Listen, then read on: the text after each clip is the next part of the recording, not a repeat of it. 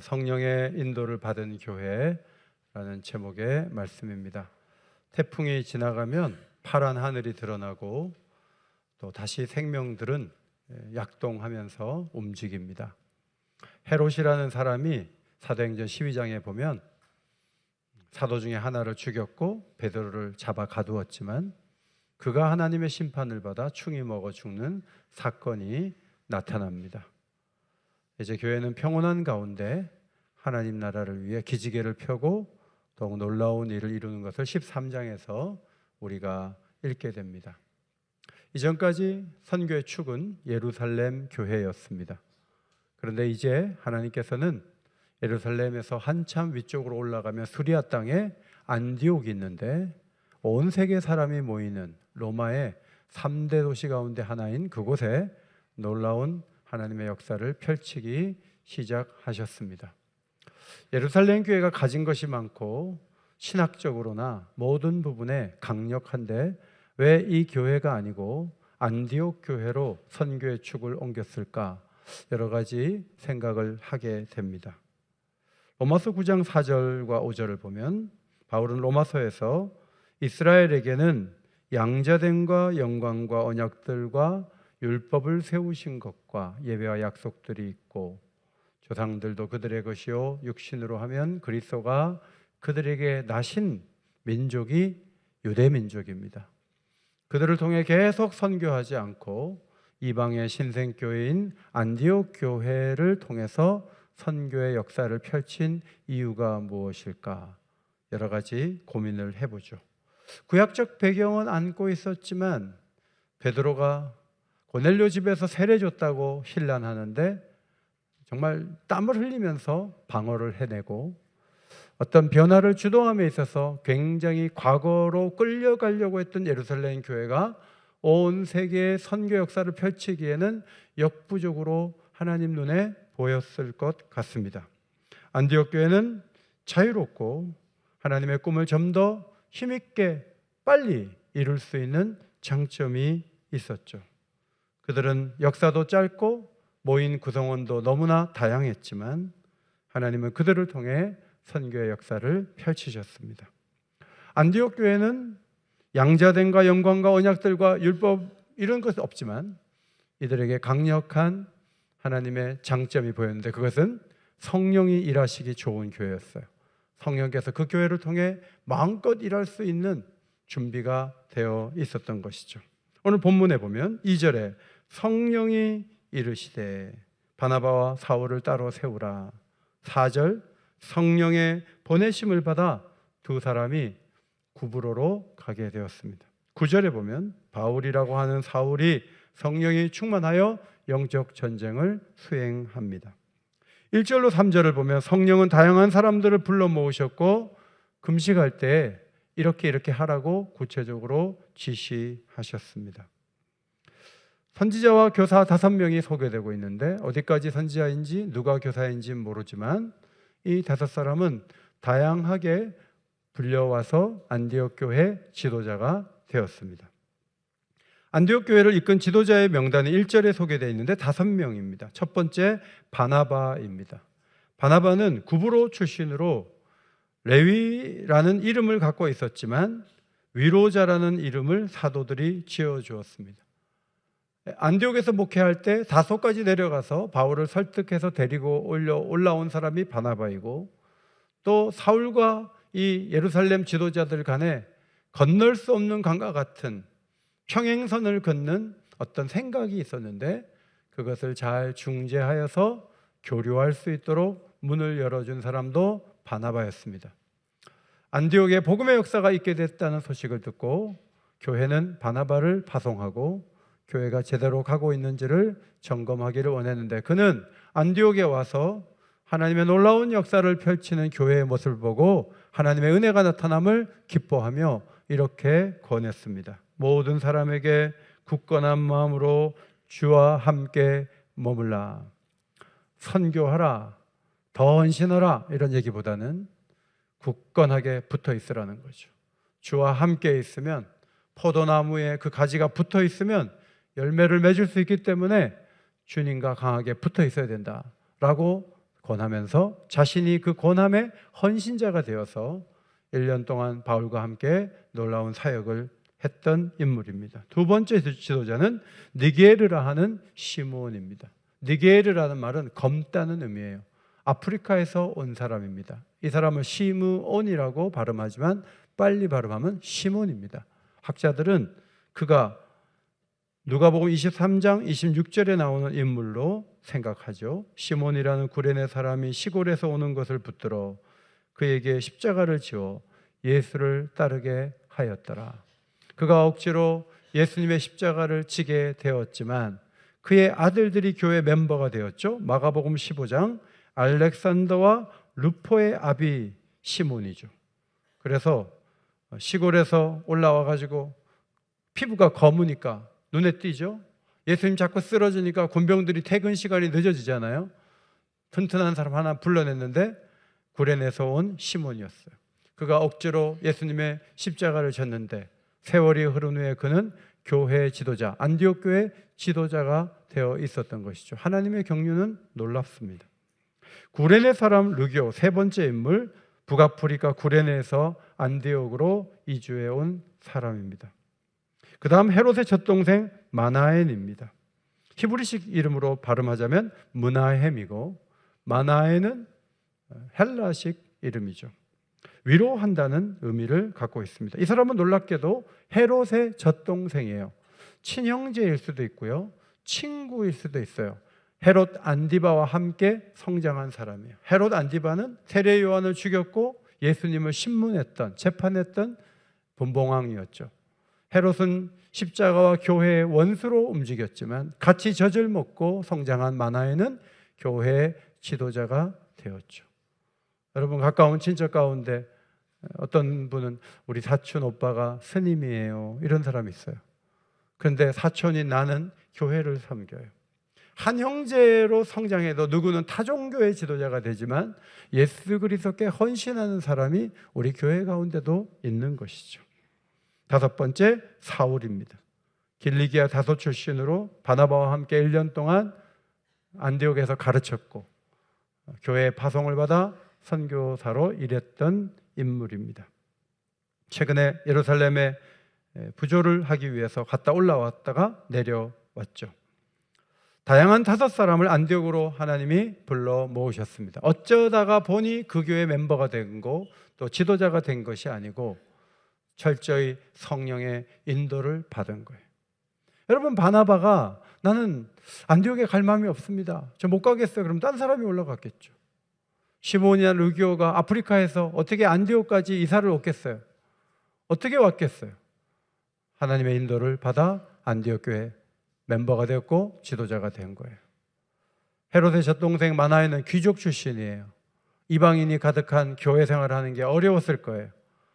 그는 은밀하게 지내기를 좋아해서 교회에 나타나지 않을 수도 있었고 회당 중심으로 신앙생활을 할 수도 있었어요. 그런데 하나님이 마나엔을 불러내셔서 지도자로 삼으신 거죠.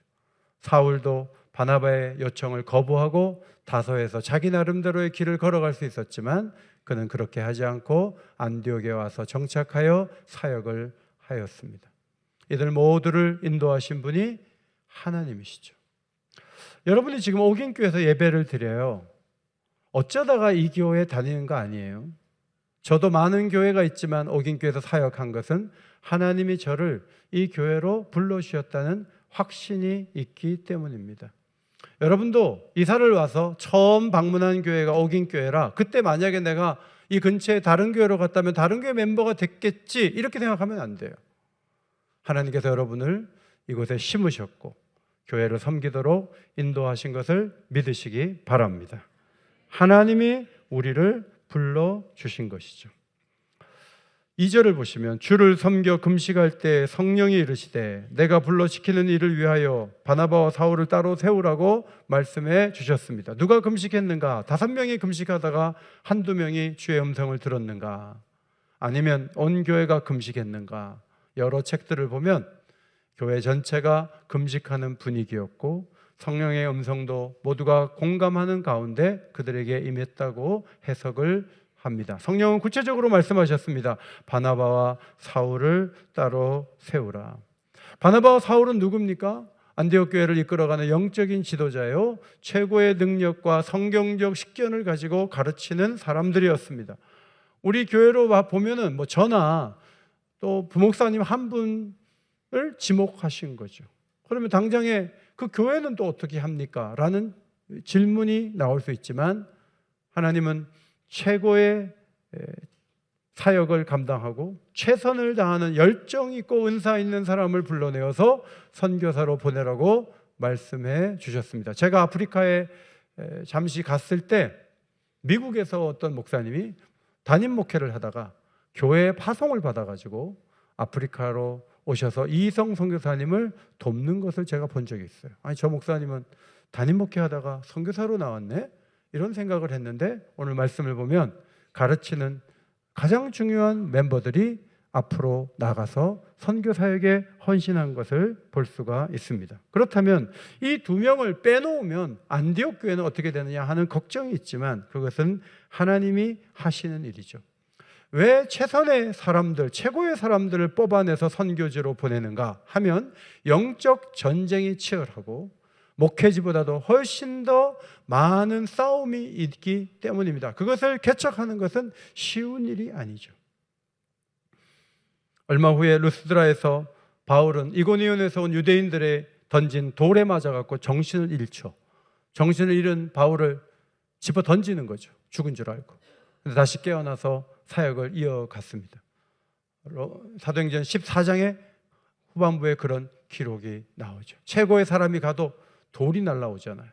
그러니까 선교지는 참 어려운 거예요. 여러분이 선교지에서 누가 오면 잘해 주셔야 돼요. 왜냐하면 전쟁터에서 오신 분들이에요. 선교지에 아무도 감시도 안 하는데 놀다가 왔겠지, 이렇게 생각하는 건 굉장히 비성경적이고 인간적인 생각이에요. 그렇지 않아요. 너무너무 어렵게 일하다가 온 거죠. 그리고 선교사 자신도 긍지를 가지고 내가 보냄받은 것은 하나님께서 너무나 큰 은혜를 주신 것이다, 나를 보내신 것은 나를 귀하게 여기신 것이다, 이렇게 믿고 가야 되는데, 저희가 후원하는 선교사님 부부가 있었는데 사모님이 그랬다 그래요. 사람들 많은 데서 우리는 실력이 없어서 밀려난 거예요. 실력이 있으면 우리가 한국에서 목회하지 여기 왔겠어요? 이러고 다녔대요. 여러분, 그 선교사 부부는 오랫동안 선교하지 못하고 철수하고 말았어요. 그런 의식으로 선교지에서 이길 수 없는 거예요. 선교지에 보냄받은 것에 대한 자긍심, 그리고 선교사를 볼 때 귀하게 여기고 격려하고 사랑하는 것, 이것이 교회가 취해야 될 태도인 것을 우리는 배우게 됩니다. 사실 교회가 파송했지만 그것은 예수 그리스도의 계획이었죠. 아나니아에게 예수님 말씀하셨어요. 이 사람은, 바울은 내 이름을 이방인과 임금들과 이스라엘 자손들에게 전하기 위하여 택한 나의 그릇이라는 주님의 계획이 이제 10년이 지나서 성취된 것이죠. 바울은 이 그리스도의 부르심 파송을 귀하게 여기면서 나는 안디옥 교회 파송 선교사다, 이 말을 하기 전에 그가 중요하게 여겼던 건 이거죠. 보내는 편지마다 이렇게 돼 있어요. 하나님의 뜻을 따라 그리스도 예수의 사도로 부르심을 받은 나 바울은, 하나님의 뜻을 따라 예수의 사도로 부르심을 받았다고 고백을 하는 거예요. 여러분이 오긴 교회를 섬겨요? 사역을 해요? 여러분이 좋아서 선택한 거예요? 교회가 임명해서 하는 거예요? 아니요. 그 이전에 하나님의 뜻을 따라 교사로 부르심을 받고, 찬양대원으로 부르심을 받고, 주차 요원으로 부르심을 받고, 우리에게 하나님이 불러주셔서 오늘 이 일을 한다는 이 소명을 가지고 일하는 것이 매우 중요한 거예요. 오늘 이 자리에 불러서 예배를 돕고 사역을 할 수 있도록 불러내신 분이 하나님이신 줄 믿습니다. 하나님이 그 일을 하신 거예요. 이때 아멘 소리가 크면 무장되어 있는 교회고, 이때 아멘을 놓치는 경우는 약한 거죠. 하나님의 뜻을 따라 그리스도 예수의 직분자로 부르심을 받아 이 자리에 있는 줄 믿습니다. 그런 믿음을 가지고 가야 돼요. 2절과 3절에 금식했다는 말이 두 번 나와요. 첫 번째는 주의 음성을 듣기 위한 금식이고, 3절의 금식은 주의 음성을 들은 다음에 수행하기 위해서, 힘을 얻기 위해서 금식기도 했던 것이죠. 그리고 두 사람을 안수하고 보내죠. 3절, 이에 금식하며 기도하고 두 사람에게 안수하여 보내니라. 두 사람에게 안수하여 보냈어요. 월 얼마씩 보내줄게. 그 돈 받아가지고 해라. 이런 말도 없고, 따라다니면서 지원해 주겠다. 그런 것도 없어요. 연금은 이렇게 하겠다. 그런 보장도 없어요. 지금 선교사들이 나가려고 하는 사람의 숫자가 주니까 선교단체마다 연금이라도 제대로 좀 받을 수 있게 해주면 좀 나가지 않을까 하면서 젊은 신학생들을 설득하지만 지금 나가려는 신학생들이 점점 더 줄어드는 거죠. 그러나 1세기에 처음으로 선교사가 돼서 앞으로 나가는 이들은 안수하여 보냄받은 것이 전부였어요. 우리는 안수만 했지 뭐 지원한 것도 하나도 없어, 이러면서 불평하고 다닌 게 아니에요. 안수했다니 행위 자체를 굉장히 귀하게 여기는 거예요. 안수를 받음으로 하나님의 특별한 지원이 교회를 사역할 때 우리에게 임하게 될 거라는 믿음을 가지고 선교지에 가는 거죠. 이것이 가장 귀중하고 이것이 가장 자랑스럽고 이것을 통해서 하나님이 일하신다는 기대를 가지고 선교지에서 일하게 된 것이죠. 오늘날 교회는 성령의 민감한 가운데 우리가 막 기도하다가 한 5월 달쯤 돼가지고 하나님이 파송하기를 원하는 걸 모두가 느끼고 6월 달에 파송할 수 있느냐? 오늘날 교회는 그렇게 하기 힘들어요. 오늘날 교회는 어떻게 하냐면 우리가 내년에 몇 주년이 되는데 기념사업으로 개척 하나 합시다. 우리가 3년 뒤에 뭐 하는데 기념으로 하나 합시다. 성령께 물어보지 않아요. 성령께 기도해서 성령이 우리의 마음을 뜨겁게 하여서 너희들이 이제는 3번째 선교사를 파송할 때가 됐어, 너희들이 한번 해봐. 그렇게 마음을 주셔서 움직일 수 있는 교회가 되는 것이 매우 중요해요. 지금은 2월 달에 주님이 명령해도 우리는 연말에 예산 세워야 되니까 못해요. 한 10개월은 그냥 지나가야 돼요. 그 다음에 할 수 있어요. 그러니까 안디옥 교회를 택하는 거예요. 예루살렘 교회는 그런 식으로 움직인다면 언제 선교사 파송해요? 근데 안디옥 교회는 체계가 덜 잡혀져 있기 때문에 자유롭고 하나님 뜻에 더 민감하고 움직일 수 있는 능력이 있었던 것이죠. 우리 교회 역사를 보면 1973년 여름 수련회 춘천으로 다녀와 갖고 1973년 10월 10일 춘성교회 우리 교회 전도사님을 보냈어요. 여용덕이라는 전사님 보냈어요. 그래서 개척을 했는데 거기에 4학년짜리 학생이 하나 예배를 드리다가 나중에 은혜를 받고 선교사가 되어서 이 교회에서 선교사가 3명이 나왔다는 거예요. 여러분, 당시에 73년도에는 3개월이면 교회 개척 하나 했어요. 우리 교역자를 1명 보낼 정도로 파워가 있었어요. 지금 그렇게 할 수 있어요? 1976년 세평에 의료 선교 갔다가 8월 6일 날 세평교회 개척했어요. 여러분, 이 마을은 90%가 신앙생활해요. 이 교회 때문에. 하나님의 뜻인 줄 알면 움직일 수 있는 시대가 있었어요. 그때 의료 선교 갔던 권사님이 앞에 계세요. 지금 우리 그렇게 할 수 있어요? 못하죠. 복음의 숲교회가 개척될 때 몇 년 동안 돈을 모아가지고 2억 원을 모아가지고 한 거 아니에요. 몇 달 만에 그냥 그 교회가 개척된 거예요. 그런데 개척했을 때 2달 후에 코로나 터졌어요. 우리의 상식으로는 교회 문을 닫아야 돼요. 그런데 하나님께서 2달 동안 10가정을 보내주셨어요. 그들이 코로나 끝날 때까지 한 명도 떠나지 않았어요. 그리고 지금 50여 명, 아이들까지 70명이 모이는 교회가 됐고 올해부터 이제 우리는 생활비 지원하지 않아요. 그들이 할 수 있기 때문에. 성령의 인도함을 받는 것은 생동감이 있는 거예요. 물론 성령은 계획은 난 싫어해, 무조건 갑자기 해야 돼, 그렇게 말씀하시지 않아요. 그런데 성령이라는 특징 중에 하나가 뭐냐면 우리를 뛰어넘어 일하시는 거예요. 그 문을 열지 않으면 그 교회는 지금부터 점점 더 문이 좁아지는 거죠. 성령이 원하실 때 움직일 수 있는 교회를 이루기를 소원합니다. 우리 교회는 2주 후면은 76살 시니어가 되죠. 노인교회예요. 그러나 우리가 하나님 원하시면 2월에 지시받고 3월에 움직일 수 있으면 우리 교회는 20살 젊은 청년 같은 교회가 될 수가 있는 거예요. 성령이 기뻐하시면 움직이시기를 바랍니다. 움직일 수 있어요. 제 아내가 목요일 날 오기로 돼 있거든요. 그래갖고 제가 목요일 날 이제 공항에 나가려고 준비를 다 했는데 제 아내가 한 주라도 빨리 교회를 가야 되겠다는 마음이 생겼나 봐요. 제가 어제 토요일 날 설교 준비한다고 공항에 나오면 시간 또 드니까 자기 혼자 애들한테 입단속 시키고 몰래 몰래 해갖고 어제 택배가 왔나? 초인종을 딱 열리는데 문을 딱 열었더니 아무도 없어요. 근데 제 아내가 갑자기 짠 그리고 나타났어요. 그래서 제가 부탁했어요. 당신 시차도 있고 내일 주일은 쉬어 그랬더니 자기가 주일 예배 드리기 위해서 왔는데 무슨 말을 하는 거냐고. 전 제 아내가 갑자기 막 계획을 바꾸는 사람이 절대로 아니거든요. 그런데 마음에 감동이 왔을 때 티켓팅한 걸 일정을 조정할 수 있을 정도의 민감함이 있고 또 남편이 여러 시간을 들이는 것이 또 막아야 되겠다 해가지고 몰래 가방 2개 가지고 집에 앞에까지 온 거죠. 그것이 성령의 인도함이라 딱히 말할 수는 없지만 성령의 인도함은 그런 요소가 있다고 생각을 하는 거예요. 하나님이 원하실 때 움직일 줄 아는 사람이 되는 것 중요해요. 1년 계획이 없는데, 예산이 없는데, 그래가지고 언제 하나님의 일을 해요? 하나님은 그러면 쓰기 힘들어요. 예수님의 역사 가운데 1년 계획 때문에 움직인 게 있어요? 예수님은 가다가도 고쳐주시고, 예수님은 어떻게 보면 굉장히 즉흥적인 것 같지만 하나님의 놀라운 일을 이루내는 성령의 민감한 분으로 움직이셨고 안디옥 교회 또한 그렇게 움직이고 있는 것을 보게 됩니다. 여러분 어떻게 성령의 지시를 받아요? 저는 주일 설교 전하면서요 하나님께서 이것을 교회에 원하겠구나 마음에 확 와요.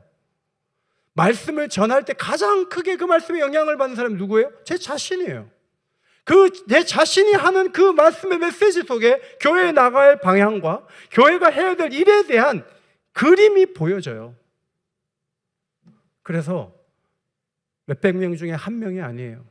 우리 장로님들이 기도하고 교회를 움직일 때 그냥 10분의 장로님이라고만 보면 안 돼요. 하나님께서 우리 장로님들을 움직이고 당회가 막 움직이고 할 때 성령의 후원을 받고 도움을 받아 일을 할 때 교회가 가장 아름다운 모습으로 움직인다는 것을 성도들이 인정을 하고 신뢰하고 앞으로 나가는 것이 매우 중요하죠. 하나님의 음성을 듣기 위해서는 금식이 필요하다는 걸 배우게 돼요. 저도 금식을 자주 해야 된다 주장하지 않았고 여러분에게 금식하라는 말씀을 드린 적도 거의 없어요. 심지어는 고난주간에도 우리는 금식을 하기가 어렵죠. 음식을 먹지 않기가 어려운 게 사회활동을 해야 되고 많은 가족들과 같이 살아가면서 뜬금없이 갑자기 나는 금식한다 그러고 방으로 들어가면 분위기도 어렵고 그래서 금식을 잘 하지 않는 편이에요. 제가 한 40일 가까이 집에서 혼자 살다 보니까 주부들이 얼마나 바쁜지 알겠어요. 아침 먹고 치우면 점심이에요. 점심 먹고 치우면 저녁이에요. 그리고 식재료가 이것 빠지고 저것 빠져갖고 계속 마트에 가서 사와야 되고 설거지하고 빨래 돌리고 나면 저녁이에요.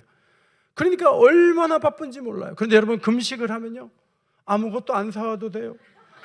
설거지 안 해도 돼요. 시간이 많이 남아요. 그냥 주님하고 교제할 수 있는 시간이 막 널널하게 남으면서 주님 앞에 금식하면서까지 나가는 것 너무너무 중요하죠. 제가 수영로교회 섬길 때 정필도 목사님은 금식을 자주 하셨어요.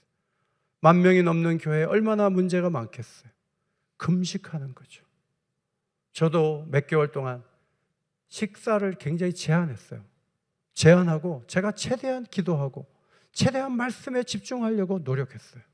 하나님께서 그때 제 마음에 주시는 음성들이 있어요. 그것을 따라갈 때 하나님이 우리를 도와주시는 거죠. 존 스토트 목사님은 성령의 인도를 받는 이 부분에서 두 극단적인 반대 의견을 교정하라고 적었습니다. 첫 번째로는 개인주의적인 경향을 교정해야 된다는 거죠. 성도들 가운데는 개인적으로 엄청난 기도를 드리고 엄청나게 하나님과 가까운 분이 계시지만 교회하고는 별로 관계가 없어요. 혼자 충만해요.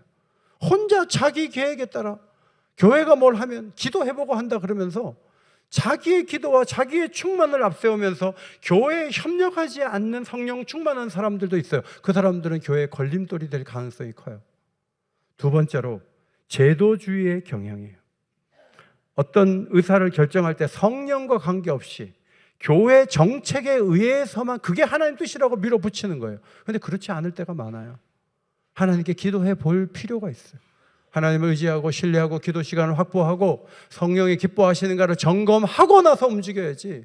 그것도 되지도 않았는데 제도를 향해서 막 돌진하는 그것은 좋은 일이 아니죠. 바나바와 사울이 자진해서 난 선교사로 가겠다 한 것도 아니고요. 교회가 기도도 하지 않고 우리가 한번 보내보자 해서 보낸 것도 아니었습니다. 이것은 성령의 지시였습니다. 일부 학자들은 사도 바울이 다메섹에서 예수를 만났을 때가 주후 32년에서 33년으로 보고 그 다음 한 10여 년 후에 42, 43, 44년 요즘에 안디옥에서 가르쳤고 그 다음 주후 45년 구브로에서 사역을 했고 1차 선교여행 기간이 약 2년 정도 필요했다 이렇게 추정합니다. 4절과 5절을 보시면 두 사람이 성령의 보내심을 받아 실루기아로 내려가 거기서 배 타고 구브로에 가서 살라미에 이르렀다고 기록되어 있습니다. 지도를 보시면 오론토스강 어귀에 있는 실루기아까지 안디옥에서 실루기아까지 24km 정도 돼요. 항구로 먼저 이동을 하고 한 500여 킬로 되는 살라미까지 이동을 하는 거죠. 배를 타고 가는데 상업도시 살라미에 이르게 되었습니다. 왜 많은 섬 가운데 땅 가운데 구브로로 갔는가? 바나바가 내 고향으로 먼저 가자 이렇게 해서 간 게 아니에요. 그러면 바울은 내 고향 다소로 가자 했겠죠. 성령의 인도하심이 있었고 두 사람은 순종했던 것입니다. 마가는 두 선교사를 돕는 수행원으로 따라가게 되었습니다. 먼저 살라미에 이르러 회당 중심으로 여러 곳에서 하나님의 말씀을 전했습니다. 그리고 행정도시인 바보라는 도시로 이동을 했습니다. 지도를 보시면 살라미 오른쪽에 있죠. 영어로 파포스, 바보라는 곳 144km를 거쳐서 가게 되었습니다. 6절에 가운데로 지나 데르코마이라는 단어는 섬 전체를 돌아보는 여정이었다는 것을 보여주는 단어예요. 그곳에 행정도시에 총독 서기오 바울이 있었습니다. 그는 하나님 말씀을 듣고자 했어요. 그런데 옆에 유대인 한 명이 있었는데 그 사람이 바예수라고 이름하는 마술사였어요. 복음을 자꾸 전하면 이 사람이 회방을 놓는 거예요. 믿음을 갖지 못하도록 방해하는 방해꾼이 바로 옆에 서 있었습니다. 그는 영적 해방꾼이었어요.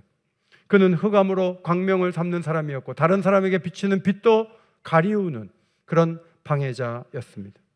바나바와 바울은 영적 대결을 하지 않는 이상 총독에게 신앙을 주기가 어렵다는 것을 발견하고 이 사람을 영적 파워로 제압해야 되겠다 결심을 하는 것이죠. 이 마술사의 또 다른 이름이 엘루마였는데 엘루마를 이제 주목하고 그와 영적 대결을 펼칩니다. 13장 9절 바울이라고 하는 사울이 성령에 충만하여 그를 주목했다 그랬어요.